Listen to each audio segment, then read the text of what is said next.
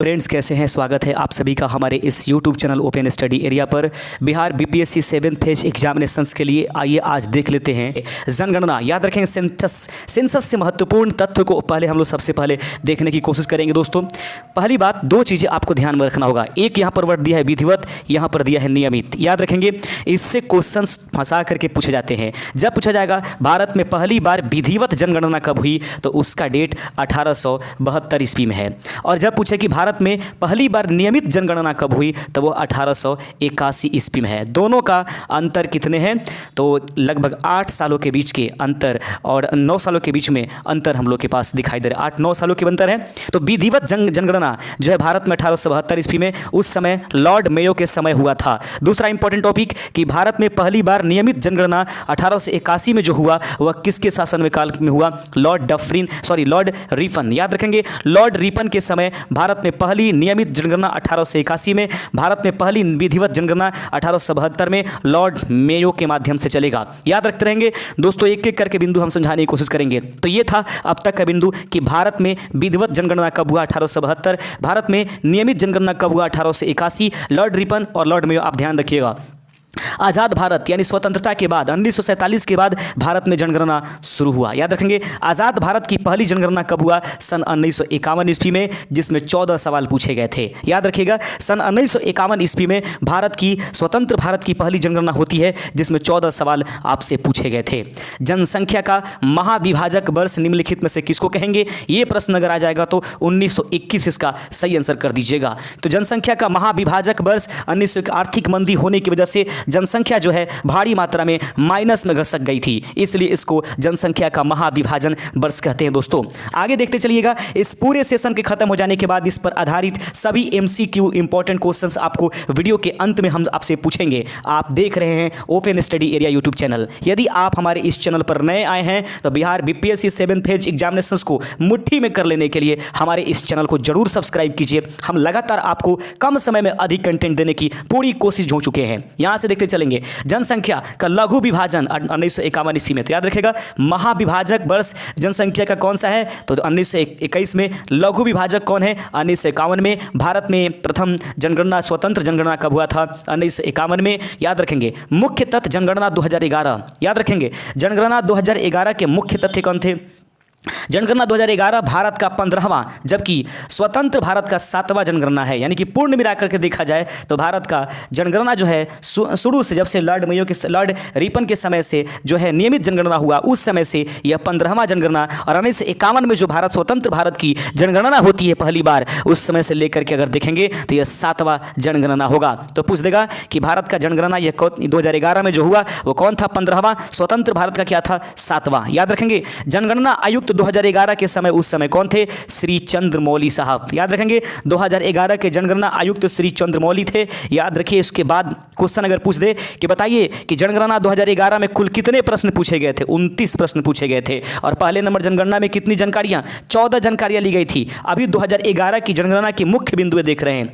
2011 की जनगणना में कुल खर्चा कितना आया था? 2200 करोड़ रुपए आए थे। दोस्तों, तो अभी आप देख रहे हो open study area YouTube channel पर बिहार और भारत की जनगणना को संयुक्त रूप से एक वीडियो में, ताकि आपका कोई भी क्वेश्चंस एग्जाम्स में छूटे नहीं। यदि जनगणना से क्वेश्चन पूछ दिया जाए तो प्रश्न आपके पास है कि कुल प्रश्न 1929 और कुल खर्च 2200 करोड़ रुपया आया था। आइए जनगणना 2011 के प्रमुख आंकड़ों को हम एक साथ देखते चलते हैं। दोस्तों, प्रमुख आंकड़ा में सबसे पहले हम कुल जनसंख्या देखेंगे। तो भारत की कुल जनसंख्या अगर पूछ दे 2011 की जनगणना के अनुसार, तो याद रखेंगे 121.02 करोड़। और जनगणना प्रति कितने वर्षों के गैप से होती है? तो जी हाँ, 10 सालों की गैपिंग से भारत की जनगणना होती है। लेकिन यहां पर जो है सरकारें, देख लीजिए किस प्रकार से लापरवाही बरती जा रही है कि 2023 आ गया, अब तक जनगणना नहीं हो पाया और 2 साल पीछे चल गए हैं। अब क्या बताया जाए, इसके बारे में हम चर्चा नहीं करेंगे। हम लोग अपने पढ़ाई पर ध्यान दें। प्रमुख आंकड़ा, कुल जनसंख्या लगभग 121.02 करोड़ भारत की जनगणना 2011 के अनुसार। उसमें पुरुष को अगर बांट दिया जाए तो 62.37 करोड़ जो है पुरुष है और 58.64 करोड़ जो है वह कुल मिलाकर के महिला है। तो पुरुषों की संख्या 121 करोड़ में 62.37 करोड़ याद रखिएगा, महिला की 58.64 करोड़। लगातार इस बिंदु पर गौर बनाए रखिएगा, ध्यान बनाए रखिएगा, क्योंकि आपसे अंत में हम MCQ जब कराएंगे तो आसानी पूर्वक इसको कर पाइएगा। और जरूर इसका PDF ले लीजिए, इससे आपको फायदे हो जाएंगे। महज PDF ज़्यादा कोई महंगा यहाँ पर उपलब्ध नहीं है, बिल्कुल एक छोटे से रकम में आपको उपलब्ध करा दिया गया है। जैसे भी हो आप PDF को जरूर ले लें।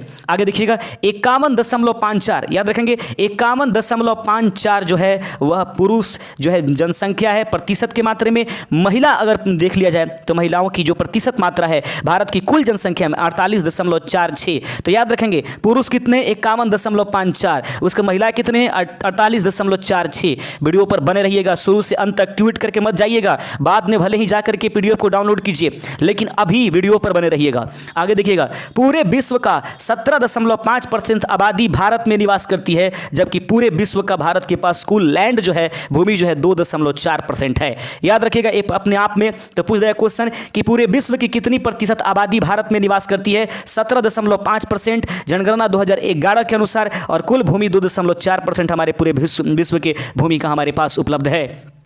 जनसंख्या घनत्व भारत का देख लेंगे दोस्तों। जनसंख्या घनत्व पूछ दे कि भारत का जनसंख्या घनत्व कितना है, 382 व्यक्ति प्रति किलोमीटर स्क्वायर, प्रति वर्ग किलोमीटर पर 382 व्यक्ति हमारे भारत की एक मतलब किलोमीटर स्क्वायर में 382 व्यक्ति रहते हैं। सबसे अधिक जनसंख्या घनत्व कहाँ है, बिहार की 1106 व्यक्ति 1 किलोमीटर स्क्वायर में। याद रखेंगे जनसंख्या घनत्व भारत की 382 किलोमीटर, सबसे अधिक बिहार में 11.6 किलोमीटर, सबसे कम अरुणाचल प्रदेश में 17 व्यक्ति रहते हैं 1 किलोमीटर स्क्वायर में। याद अरुणाचल प्रदेश में 17 व्यक्ति और बिहार में 1106 व्यक्ति प्रति वर्ग किलोमीटर स्क्वायर में रहते हैं। यदि यही आंकड़ा केंद्र शासित प्रदेशों में अगर हम बदल दें तो केंद्र शासित प्रदेशों के मामले में सबसे ज़्यादा घनत्व वाला जो राज्य जो केंद्र शासित प्रदेश है वह दोस्तों दिल्ली है, 11,297। बहुत बड़ी आंकड़ा होती है ये अपने आप में। तो क्वेश्चन पूछ दिया जाएगा कि सबसे अधिक जनसंख्या किस केंद्र शासित प्रदेश में बसती है प्रति किलोमीटर स्क्वायर के हिसाब से देखें तो दिल्ली में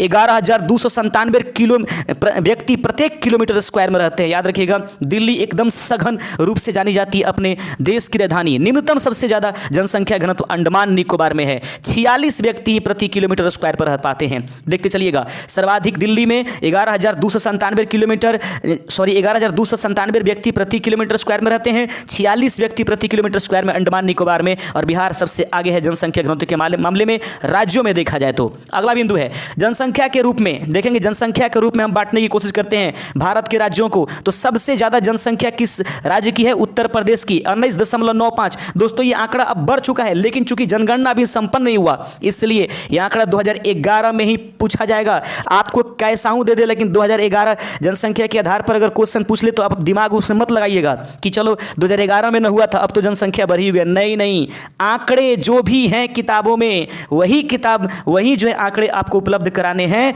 जब तक कि इसका डेट अपडेट न कर दिया जाए और नया बना कर दिया न जाए। तो जनसंख्या के रूप में सबसे अधिक जो जनसंख्या उत्तर प्रदेश में 19.92 करोड़ लोग रहते हैं। निम्नतम जनसंख्या सिक्किम की है, देख लीजिएगा 6.07 लाख आदमी, बस यहाँ पर लाख में ही लोग रहते हैं। सबसे अधिक उत्तर प्रदेश में, सबसे कम सिक्किम में 6.07 लाख व्यक्ति रहते हैं। साक्षरता दर देख लीजिए भारत की, अभी आप भारत की साक्षरता दर पढ़ रहे हैं, ध्यान से देखिएगा। भारत की साक्षरता दर 74.04%। याद रखेंगे भारत की साक्षरता दर कितनी है, 74.04% भारत की साक्षरता दर है, जिसमें महिला मात्र 65.46% पढ़ी हुई हैं। लगातार आप वीडियो पर बने रहिएगा, पीडीएफ को डाउनलोड कर लीजिए, उसको फिर बना लीजिए नोट्स और एक बार जरूर देख लीजिएगा। हमारे चैनल पर जुड़ने की पूरी कोशिश कीजिएगा। डेली बाय डेली 8 बजे हम अपने वीडियोस को अपलोड कर देते हैं। जिनको लाइव जुड़ना होगा वो लाइव जुड़ जाएंगे, प्रीमियर रहता है वीडियो। 74.04% साक्षरता है, महिला 65.46%, पुरुष जो है 82.14% जो है हमारे भारत में शिक्षित है। 82.14% लिटरेसी परसेंट है मेल की, और फीमेल की 65.46, जो एक दो से 2 बार अगर इसको रिपीट कर लेंगे तो सभी बात आपके दिमाग में सेट हो जाएगी। राज्यों में देखा जाए सबसे ज्यादा साक्षर राज्य कौन है, सर्वाधिक साक्षर राज्य जो है केरल है, 93.91% वहां की साक्षरता दर है। अब तो बढ़ गई होगी, सर्वाधिक, इसको 93.91 न दे दोस्तों तो याद रखिएगा 94% मान लीजिए। अगर ये क्वेश्चन ये भी कह दिया जाए कि वह कौन राज्य है जो पूर्ण रूप से साक्षर हो चुका है घोषित, तो वो भी केरल ही है। अगर क्वेश्चन ये पूछ दे कि सबसे जो कौन सा वो राज्य जो पूर्णतः साक्षर के करीब है या साक्षर हो गया, तो वो केरल है 93.91 2011 के आंकड़े के अनुसार। निम्नतम राज्यों में निम्नतम बिहार है, 61.8% यहाँ की लिटरेसी परसेंट है। याद रखेंगे राज्यों में सबसे कमजोर या सबसे जो कहें कि कम पढ़ा लिखा राज्य कोई है, 61.80% ऑप्शन यहाँ पर बिहार जो है आपके पास राज्यों में सबसे नीचे, केरल सबसे आगे। राज्य और केंद्र शासित प्रदेशों में देखेंगे लक्षद्वीप सबसे अधिक पढ़ा लिखा। याद रखेंगे लक्षद्वीप जो है पूछ दिया जाए वह कौन सा केंद्र शासित प्रदेश है जिसकी लिटरेसी परसेंट साक्षरता दर सबसे अधिक है, लक्षद्वीप 92.28% वहां के लोग पढ़े हुए हैं। दादर एवं नगर हवेली 77.65 के अनुसार यह जो है केंद्र शासित प्रदेशों में सबसे निचली पायदान पर आता है। तो याद रखेंगे ये बिंदु कंप्लीट हो गया होगा। लिंगानुपात देख लेते हैं भारत की लिंगानुपात। अब यह उसके बाद हम लोग बिहार के बारे में पढ़ेंगे। लिंगानुपात भारत की कितनी है? 943 प्रति 1000 पुरुषों पर। याद रखेंगे 943 महिलाएं उपलब्ध हैं। याद रखिए कहीं कहीं किताबों में ये 940 भी लिख दिया गया। अगर 943 नहीं है और इनमें से कोई नहीं ऑप्शन है तो 940 कीजिए, और यदि 940 नहीं है तो 943 एक सही आंकड़ा है। लिंगानुपात याद रखेंगे लिंगानुपात कितनी है? 943 भारत की। सबसे अधिक सर्वाधिक लिंगानुपात कहाँ की है? केरल की। केरल सबसे अधिक पढ़ा लिखा राज्य है। 1084 जो है वहां का लिटरेसी जो है 1084 जो है वहां पर लिंगानुपात है। याद रखेंगे सबसे ज्यादा लिंगानुपात कहां पर है? केरल में। याद रखें 1084 यानी वहां पर महिलाएं जो है ज्यादा हैं। तो पूछ दिया क्वेश्चंस की बताइए वह कौन सा राज्य है जहां पर पुरुषों की तुलना में महिलाओं की संख्या सबसे अधिक है? तो 1084 के साथ केरल पहले नंबर पर आएगा। निम्नतम जो है जो लिंगानुपात है वो हरियाणा में है। याद रखिएगा सबसे कम साक्षर कौन है? तो बिहार। और सबसे ज्यादा सबसे कम लिंगानुपात कहां है? तो हरियाणा 877। कहीं कहीं आंकड़े 879 भी दिया गया है, तो कंफ्यूज ना हो के जहां 877 होगा वह 879 नहीं होगा, जहां 879 होगा 877 नहीं होगा। दोनों एक साथ नहीं आ सकते हैं। याद रखिएगा हरियाणा की लिंगानुपात खास करके 877 आप बेशक अधिकतम याद रखने की कोशिश कीजिएगा। भारत का शिशु लिंगानुपात कितनी है? बहुत सुंदर क्वेश्चन, सब कुछ छोड़ करके क्वेश्चन ये उठा लेगा। तो शिशु का किसे कहते हैं? 0 से लेकर 6 वर्ष तक के बच्चों को शिशु कहते हैं, और इसकी लिंगानुपात भारत में 919 है। भारत का शिशु लिंगानुपात कितनी है? 919, जो 943 के तुलना में बहुत नीचे है दोस्तों। बहुत ही खराब कंडीशंस होने वाले हैं आने वाले कुछ समय में। जनगणना 2011 में बिहार को देखेंगे। अब जनगणना 2011 में अब बिहार पर लेते हैं। बिहार की क्या हालचाल है? अभी तक आप भारत को पढ़ रहे थे। भारत में आंकड़ा मैंने जो भी उपलब्ध हो सकता था उन सबको आपके सामने रखने की कोशिश किया। सबसे पहले कुल जनसंख्या देख लेंगे बिहार की 10 40 99 452। ऐसा याद करिएगा, मोबाइल नंबर की तरह याद हो जाएगा। बिहार की जनसंख्या कितनी है? 10 40 99 452 कुल जनसंख्या है। अब इस मामले में देखा जाए पुरुष कितने हैं, तो पुरुष में जो है इसको याद करने के लिए ऐसे याद करेंगे 10 42 78 157। ऐसे याद रखिए, सॉरी 5 42 78 157। अगर ऐसे याद करिएगा आसानी पूर्वक याद हो जाएगा। बिहार की कुल जनसंख्या 10 40 99 452 और पुरुष जनसंख्या 5 42 78 157। इस तरह से याद करिए, बिल्कुल याद हो जाएगा। उसके बाद देख लेते हैं महिला जनसंख्या कितनी है?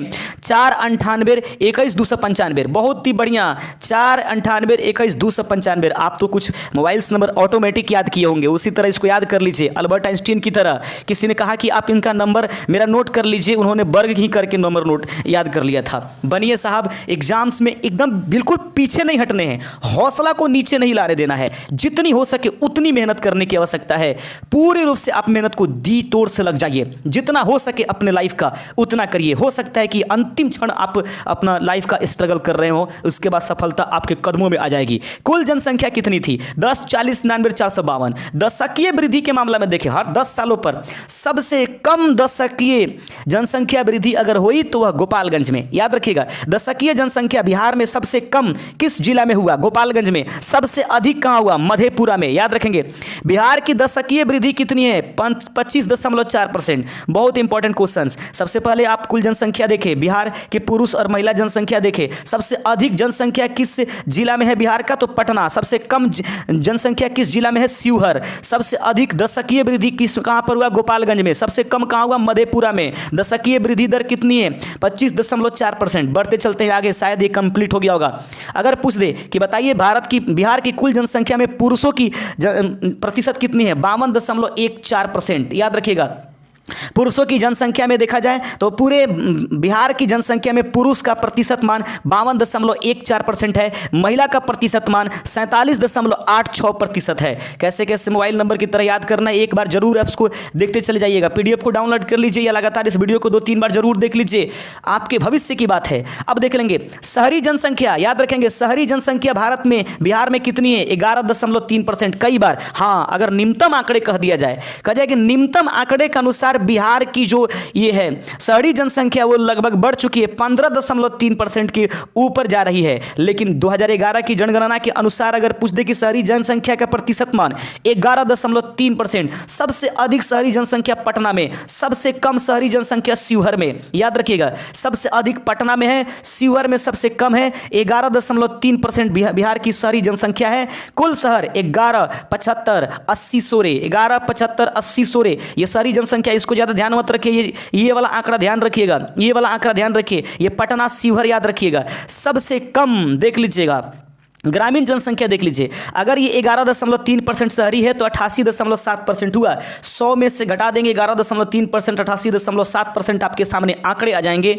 तो ग्रामीण जनसंख्या इतने प्रतिशत है। अब उसमें देखा जाएगा सबसे अधिक ग्रामीण जनसंख्या वाला जिला कौन सा है, पूर्वी चंपारण। याद रखिएगा सबसे अधिक ग्रामीण जनसंख्या वाला जिला कौन सा है, पूर्वी चंपारण। सबसे कम ग्रामीण जनसंख्या वाला कौन है, शेखपुरा। सबसे कम शहरी जनसंख्या वाला शिवहर। सबसे अधिक जनसंख्या वाला जो शहरी जनसंख्या वाला पटना। याद रखेंगे इंपॉर्टेंट सभी क्वेश्चंस। आगे प्रश्न है जनसंख्या घनत्व बिहार की कितनी है, 1106। याद रखिएगा प्रत्येक किलोमीटर स्क्वायर पर बिहार के 1106 व्यक्ति निवास करते हैं, यह जनसंख्या घनत्व कहलाता है। जनसंख्या घनत्व बिहार की कितनी है, 11.6% आपके सामने। इसको दो भागों में बांटेंगे। सबसे अधिक जनसंख्या घनत्व कहां पर है, शिवहर में। याद रखिए एकदम पूर्वी चंपारण पश्चिमी चंपारण से होते हुए इधर सीतामढ़ी की तरफ निकलते जाइएगा तो वहां पर आपको शिवहर नजर आ जाएगा। देखते चलिएगा दोस्तों, जनसंख्या घनत्व 1106, शिवहर में 1880 व्यक्ति प्रति वर्ग किलोमीटर स्क्वायर में रहता है। कैमूर की सबसे कम जनसंख्या घनत्व है। कैमूर की जनसंख्या घनत्व बिहार में सबसे कम है, 488। बिल्कुल याद रखिएगा 488 कैमूर का। बस इसको देखने याद रखने से ज्यादा इसमें इंपॉर्टेंट है जनसंख्या घनत्व सबसे कम कैमूर का, सबसे अधिक शिवहर का। आगे बढ़ते चलते हैं, साक्षरता देख लेते हैं बिहार की। बिहार की साक्षरता कितनी है, 61.8%। 61.80% भी कहीं कहीं लिखा गया होगा, मैंने कहीं कहीं 63 भी देखा है, लेकिन सर अंतिम जो आंकड़ा है जनगणना का उसके हिसाब से 61.8% इसका सही आंसर होगा। पुरुष साक्षरता बिहार में कितनी है, 71.2%। यहाँ पुरुष ज्यादा पढ़े हुए हैं। महिलाओं की डल कंडीशन है, 51.5% महिलाएं यहाँ पर पढ़ी हुई हैं। याद रखिएगा 2011 जनगणना के अनुसार 61.8% ये रेट है बिहार की साक्षरता दर। उसके बाद पुरुष 71.2%, महिला 51.5%। आगे बढ़िए, सर्वाधिक पढ़ा लिखा जिला कौन सा है, रोहतास। यहाँ पर आंकड़े सब जो लिटरेसी परसेंट है पुरुषों की उससे भी ज्यादा है, 73.37%। उसी को पलट दीजिए, 73 को पलट दीजिएगा, देखिए 37 हो जा रहा है। रोहतास सबसे पढ़ा लिखा जिला है, 73.37%। निम्नतम कौन है, पूर्णिया। देख लीजिए पूर्णिया लिखा गया, ऊपर काट दिया गया है, तो निम्नतम पढ़ा लिखा जिला कौन सा है, पूर्णिया है। यहाँ की लिटरेसी परसेंट 51.08% है। बहुत ही मस्त मजेदार क्वेश्चन हम आपको क्लियर करा रहे हैं और ध्यान रखिएगा मजा आपको भी आ रहा होगा। अब देख लेते हैं रोहतास में सर्वाधिक महिला भी पढ़ी लिखी कहां पर है, रोहतास जिला में। अधिकतम पुरुष भी साक्षर कहां पर है, रोहतास में। बहुत जबरदस्त, याद रखिए रोहतास में ही अधिकतम पुरुष पढ़े हैं, अधिकतम महिला पढ़ी हुई है। लेकिन पूछ दे कि निम्नतम पुरुष पढ़ा लिखा जिला कौन सा है, तो वह होगा पूर्णिया। सबसे कम लिटरेसी परसेंट भी पूर्णिया, सबसे कम पुरुष भी वहां पर पढ़ा हुआ है पूर्णिया। लेकिन महिलाएं मतलब ज्यादा पढ़ी हुई हैं अन्य जिलों की तुलना में। न्यूनतम महिला साक्षरता वाला जिला सहरसा है। बहुत इंपॉर्टेंट क्वेश्चन, याद रखिए वो दोनों को छोड़ करके इससे पूछा जा सकता है। रोहतास की सबसे अधिकतम क्या है साक्षरता परसेंट, निम्नतम पर पूर्णिया है। महिला और पुरुष दोनों रोहतास में ज्यादा पढ़े लिखे हैं। पुरुष सबसे कम पढ़ा है पूर्णिया में, लेकिन महिला सबसे ज्यादा कम कहां पढ़ी हुई है, सहरसा डिस्ट्रिक्ट में। 41.68% यहाँ की लिटरेसी परसेंट है। आइए बढ़ते चलते हैं, बिहार का लिंगानुपात आपके सामने है। बिहार का लिंगानुपात 918 है। अगर क्वेश्चन पूछ दे कि 2001 की जनगणना के अनुसार कितनी है, तो 919 था, अभी कितने हो गए 18। तो पूछ दे कि 2001 की तुलना में 2011 की लिंगानुपात में क्या प्रभाव आता, तो 1 की कमी हो गई, यानी कि लिंगानुपात में गिरावट रहा। फिर से देख लेंगे, बिहार का लिंगानुपात 918, 1000 पुरुषों पर। सबसे अधिक लिंगानुपात गोपालगंज, बहुत इंपॉर्टेंट, सबसे अधिक जो लिंगानुपात है वो गोपालगंज का है 1021 यहाँ पर महिलाएं हैं पुरुषों की तुलना में, यानी 21 महिलाएं जो है पुरुषों की तुलना में यहाँ पर ज़्यादा हैं। और दूसरे नंबर पर आता है सिवान, जहाँ की लिटरेसी परसेंट गोपालगंज के बाद बिहार का दूसरा स्थान रखता है। सबसे निम्नतम जो लिंगानुपात है बिहार का वो है मुंगेर का, 876 महिलाएं हैं यहाँ पर, 876 महिलाएं 1000 पुरुषों पर। बिहार की लिंगानुपात 918, गोपालगंज 1021, मुंगेर 876, सिवान दूसरे स्थान पर। शिशु लिंगानुपात बिहार की क्या है, गजब, शिशु लिंगानुपात बिहार की 935 है। वहीं भारत की शिशु लिंगानुपात कितना था, 919। दोनों में कंफ्यूज मत होइएगा, भारत का 919, बिहार का कितना है 935। इसको दो भागों में अगर खंड करके देखें तो अधिकतम शिशु लिंगानुपात किशनगंज में है। और दोस्तों याद रखिए किशनगंज बिहार का सबसे पूर्वी जिला है और यहां पर सबसे भारी मात्रा में बारिश होती है। क्वेश्चन पूछ देंगे बिहार के किस जिला में सबसे अधिकतम बारिश होती है, किशनगंज में। यहाँ की लिंगानुपात क्या है, शिशु लिंगानुपात सबसे अधिक है। वैशाली जिला का जो शिशु लिंगानुपात है वह सबसे कम है, 904। बहुत डल कंडीशन है वैशाली का इस मामले में, 904 पुरुष महिलाएं हैं 1000 पुरुष पर। यह लिंगानुपात रहेगी वैशाली का। शिशु लिंगानुपात 2011 के अनुसार आप देख रहे हैं। आगे आपके सामने उपस्थित करा देते हैं कंटेंट। अगला है कि कुल जनसंख्या का 15.9% अनुसूचित जाति और 1.3% अनुसूचित जनजाति बिहार में निवास करती है। तो कुल जनसंख्या का 15.9% अनुसूचित जाति और 1.3% अनुसूचित जनजाति निवास करती है। धार्मिक आधार पर देखा जाए तो सबसे अधिक मात्रा जो है हिंदू धर्म का है, 82.69% यहाँ के लोग हिंदू धर्म जो निवास करती है। 16.87% मुस्लिम निवास करती है। 0.12% यहाँ पर जो है ईसाई निवास करते हैं। 0.02% बौद्ध निवास करते हैं। बहुत इंपॉर्टेंट, ध्यान से देखते चलिएगा। धार्मिक जनगणना के हिसाब से अगर देखा जाए तो 82.69 हिंदू निवास करते हैं, 16.87 मुस्लिम, ईसाई 0.12 और बौद्ध जो है 0.02%। सर्वाधिक शिक्षित कौन सा धर्म के लोग हैं, तो बिहार में जैन धर्म के लोग सबसे अधिक शिक्षित हैं। ये इनकी मात्राएं कम है लेकिन जो हैं वो लगभग नहीं, पूर्ण रूप से वो पढ़े लिखे हैं। तो सर्वाधिक शिक्षित प्रतिशत किस धर्म का है बिहार में, जैन धर्म का। बिहार जातीय जनगणना 2023, मस्ट इंपॉर्टेंट क्वेश्चन। जातीय जनगणना 2023 में बिहार सरकार नीतीश कुमार की सरकार ने कराई है, याद रखिएगा। इससे क्वेश्चन पूछ देगा करंट अफेयर्स के मामले में, वहां पर आप चकित मत होइए, इसलिए मैंने इस क्वेश्चन को सेट कर दिया। बिहार जातीय जनगणना 2023 2 चरणों में संपन्न हुआ, याद रखेंगे। बिहार जातीय जनगणना 2023 जो है 2 चरणों में हुआ। पहला चरण जो है 7 से 21 जनवरी 2023 के बीच, याद रखेंगे। 7 से 21 जनवरी 2023 तक पहला चरण चला। जनगणना जातीय जनगणना 2023 है वो 2 चरणों में, एक पहला 7 से 21 जनवरी, दूसरा 1 अप्रैल से 30 अप्रैल 2023 तक, याद रखेंगे। दूसरा चरण जो है 1 अप्रैल से 30 अप्रैल 2023 तक चला हुआ है। पहले चरण की विशेषता क्या थी, जनगणना जातीय जनगणना 2023 का जो है पहले चरण का क्या नाम था, पहले चरण में मकान पर नंबर दिया गया एवं घर के मालिक यानी मुखिया का नाम नोट किया गया, याद रखेंगे। 7 से 21 जनवरी 2023 तक जातीय जनगणना का पहला फेज चला। उसमें सबसे पहले घरों मकानों पर आप देखे होंगे आपके भी घर पर नंबर डाला गया होगा, आपके घर के मुखिया का नाम लिख करके ले गया, आपके गार्जियंस का। दूसरे चरण में जाति का नाम पूछा गया और उससे संबंधित 26 प्रकार के क्वेश्चन पूछे गए थे, याद रखिएगा, ये इंपॉर्टेंट है। जातीय जनगणना 2000 जो 21-23 हो रहा था उसमें कितने प्रकार के क्वेश्चन पूछे गए, तो जाति से संबंधित थी, जाति और उससे संबंधित 26 प्रकार के क्वेश्चन पूछे गए। यह संपन्न हुआ 1 अप्रैल 2023 से 30 अप्रैल 2023 तक। आगे देखिए, बहुत इंपॉर्टेंट क्वेश्चन पूछ दे कि बताइए जो जातीय जनगणना है वो कहां से शुरू किया गया, कहां पर, किस क्षेत्र में 1 नंबर घर है, तो याद रखेंगे। जातीय जनगणना 2000 जनगणना की शुरुआत मुख्यमंत्री नीतीश कुमार द्वारा वैशाली के हरसेर गांव से किया गया है। मस्ट इंपॉर्टेंट, बहुत इंपॉर्टेंट। जातीय जनगणना की शुरुआत मुख्यमंत्री नीतीश कुमार के द्वारा वैशाली के हरसेर गांव में 1 लिखकर, एक घर पर उन्होंने 01 लिखा, वहां से जातीय जनगणना 2023 जो है वह प्रारंभ हो जाती है। थोड़ा कुछ और कंटेंट है उसको हम समझाते चलेंगे, ये छूट न जाए। बिहार का जीवन प्रत्याशा जनगणना 2011 के अनुसार 68.9 वर्ष है, याद रखिएगा। बिहार का जीवन प्रत्याशा जनगणना 2011 के अनुसार 68.9% बताई गई है। आगे बढ़ते चलते हैं। सर्वाधिक अनुसूचित जाति जो है बिहार में गया में रहती है। सर्वाधिक अनुसूचित जाति बिहार के गया में निवास करती है, जबकि सबसे कम जो है अनुसूचित जाति शिवहर में रहती है। शिवहर को मान लीजिए कि अनुसूचित अनुसूचित जाति लगभग नहीं ही है। ठीक है, तो सबसे अधिक अनुसूचित जाति कहाँ पर है, वह गया में। सबसे कम कहाँ है, शिवहर में। प्रतिशत के मामले में अगर देखा जाए तो सबसे कम प्रतिशत क्या है, किशनगंज। सबसे कम या सबसे कम जो है वो अनुसूचित जाति के लोग प्रतिशत के मामले से देखें तो किशनगंज में, और अगर प्रतिशत के मामले से देखें तो गया में। तो गया में सबसे अधिक जनसंख्या भी है, प्रतिशत भी है, लेकिन किशनगंज में प्रतिशत सबसे कम है। और सबसे कम कहाँ है अनुसूचित जाति, शिवहर में।